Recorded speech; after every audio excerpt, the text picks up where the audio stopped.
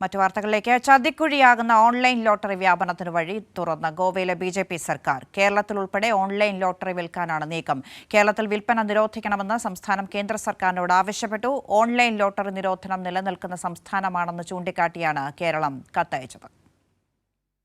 Online ലോട്ടറികളുടെ ചതിക്കുഴി ആദ്യം തിരിച്ചറിഞ്ഞ സംസ്ഥാനമാണ് കേരളം.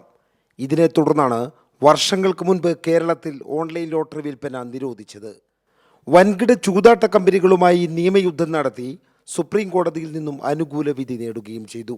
എന്നാൽ കേരളത്തിൽ ഓൺലൈൻ ലോട്ടറി വിൽക്കാനുള്ള നീക്കത്തിലാണ് ബി.ജെ.പി. ഭരിക്കുന്ന ഗോവ സർക്കാർ. റിദ്ധി സ്പോർട്സ്, ദുസാൻ ഇൻഫോടെക് എന്നീ സ്വകാര്യ കമ്പനികളുമായി ചേർന്നാണ് ഗ്രേറ്റ് ഗോവ ഗെയിംസ് എന്ന പേരിൽ ഓൺലൈൻ ലോട്ടറി ആരംഭിച്ചത്. ഇതിലുള്ള എതിർപ്പ് കേരളം കേന്ദ്ര സർക്കാരിനെ അറിയിച്ചു. ഓൺലൈൻ ലോട്ടറി നിരോധനം നിലവിലുള്ള കേരളത്തിൽ ഗോവ ലോട്ടറിയുടെ വിൽപ്പന നിരോധിക്കണമെന്നാണ് കേന്ദ്ര സർക്കാരിനോട് ആവശ്യപ്പെട്ടത്. ജനങ്ങളെ ആത്മഹത്യയിലേക്ക് നയിക്കുന്നതാണ് ഓൺലൈൻ ലോട്ടറി ചതിക്കുഴിയെന്ന് ലോട്ടറി തൊഴിലാളി ക്ഷേമനിധി ബോർഡ് മുൻ ചെയർമാൻ എം.വി. ജയരാജൻ ചൂണ്ടിക്കാട്ടി. പേപ്പർ ലോട്ടറിക്ക് വേണ്ടി മാത്രമാണ് കേരളം നിലകൊള്ളുന്നത്. ഓൺലൈൻ ലോട്ടറിയുടെ ദുരന്തം നേരത്തെ തിരിച്ചറിഞ്ഞ ഒരു സംസ്ഥാനമാണ് കേരളം. സംസ്ഥാനത്തിലെ ജനങ്ങളും അത് തിരിച്ചറിഞ്ഞതാണ്. ഇന്നിപ്പോൾ സാങ്കേതിക വിദ്യയുടെ വളർച്ചയെ തുടർന്ന് ഗോവൻ സർക്കാർ ഒരു ഓൺലൈൻ ലോട്ടറി അവിടെ അനുമതി നൽകുമ്പോൾ അതിനർത്ഥം ലോകമാകെ ആ ഓൺലൈൻ ലോട്ടറി ഇപ്പോൾ നടത്താൻ കഴിയുമെന്നുള്ളതാണ്. ഇവിടെ നിന്നും ഓൺലൈൻ ലോട്ടറി നടത്താമെന്ന ഒരു പശ്ചാത്തലത്തിൽ അതിന് നിയമപരമായ പഴുത് ഇല്ലാത്ത വിധത്തിൽ കേന്ദ്ര ഗവൺമെൻറ് നടപടി സ്വീകരിക്കണം. ഓൺലൈൻ തട്ടിപ്പുകൾ വ്യാപകമായ കാലത്ത് ഗോവ ഓൺലൈൻ ലോട്ടറി ആരംഭിച്ചത് തട്ടിപ്പ് മാഫിയകൾക്ക് സഹായകരമാകും. ഗോവയുടെ ഓൺലൈൻ ലോട്ടറിക്ക് കേന്ദ്രം പച്ചക്കൊടി കാട്ടുന്നത് വൻകിട കമ്പനികൾക്ക് വേണ്ടിയാണെന്നും വിമർശനമുണ്ട്. ലോട്ടറി രാജാവായ സാന്റിയാഗോ മാർട്ടിൻ്റെ സ്ഥാപനമായ ഫ്യൂച്ചർ ഗെയിമിംഗ് ഇലക്ട്രൽ ബോർഡ് വഴി 1368 കോടി രൂപ ബി.ജെ.പിക്ക് സംഭാവന നൽകിയതും ഈ ഘട്ടത്തിൽ ചർച്ചയാവുകയാണ്. കൈരളി ന്യൂസ്, കണ്ണൂർ.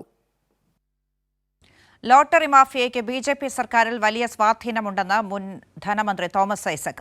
കേന്ദ്ര സർക്കാരിന്റെ പിന്തുണയിൽ ലോട്ടറി നടത്താമെന്ന് ഗോവ സർക്കാരിന് പ്രതീക്ഷയുണ്ടാകും. അത് ഇവിടെ നടക്കില്ല. ഒരു സംസ്ഥാന സർക്കാരിനും ഇവിടെ ഓൺലൈൻ ലോട്ടറി നടത്താൻ കഴിയില്ലെന്നും തോമസ് ഐസക് പറഞ്ഞു.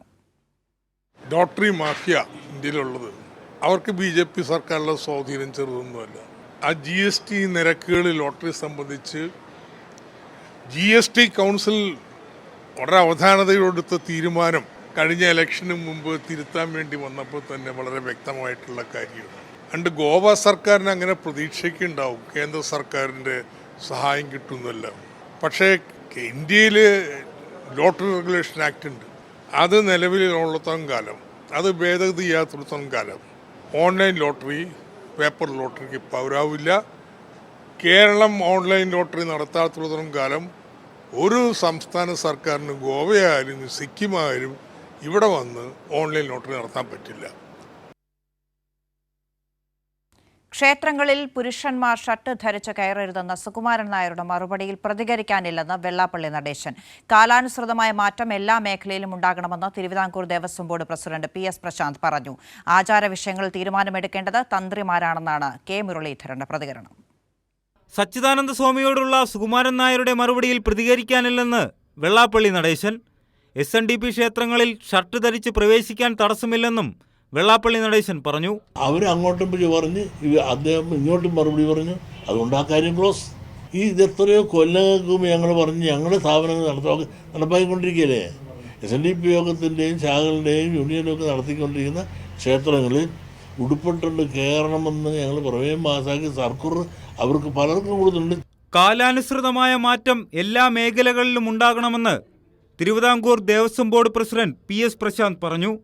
ക്ഷേത്രങ്ങളിലെ വസ്ത്രധാരണം സംബന്ധിച്ചുള്ള കാര്യങ്ങൾ ആരോഗ്യപരമായ ചർച്ചയും സംവാദവും നടത്തിയാണ് തീരുമാനിക്കേണ്ടതെന്നും P.S. പ്രശാന്ത് പ്രതികരിച്ചു. ആരായാലും ഇതൊക്കെ സ്വാഭാവികമായും നൂറ്റാണ്ടുകൾക്ക് മുമ്പ് എന്തെല്ലാം ആചാരങ്ങളും അനുഷ്ഠാനങ്ങളും ഉണ്ടായിരുന്നു. അപ്പോൾ സ്വാഭാവികമായും നൂറ്റാണ്ടുകൾ നിലനിൽക്കുന്ന ആചാരങ്ങളും അനുഷ്ഠാനങ്ങളും കാലഭേദങ്ങൾക്കനുസരിച്ച് പരിഷ്കരിക്കപ്പെടും. ദേവസ്വം അമ്പലങ്ങളിൽ ആചാര വിഷയങ്ങളിൽ തീരുമാനമെടുക്കേണ്ടത് തന്ത്രിമാരാണെന്ന് കെ. മുരളീധരൻ പ്രതികരിച്ചു. ക്ഷേത്രങ്ങളിലെ തന്ത്രിമാരാണ് അഭിപ്രായം പറയുന്നത്. അത് അഭിപ്രായം പറയുന്നത് അതിൻ്റെ ഒരു ഹിന്ദുമതത്തിൻ്റെ രീതി അനുസരിച്ച് അങ്ങനെ ആചാരങ്ങളിൽ മാറ്റം വരുത്തുന്നത് തന്ത്രിമാർ അവർ ദേവപ്രശ്നം നടത്തിയിട്ടൊക്കെയാണ് തീരുമാനമെടുക്കുന്നത്. News desk Kairali news.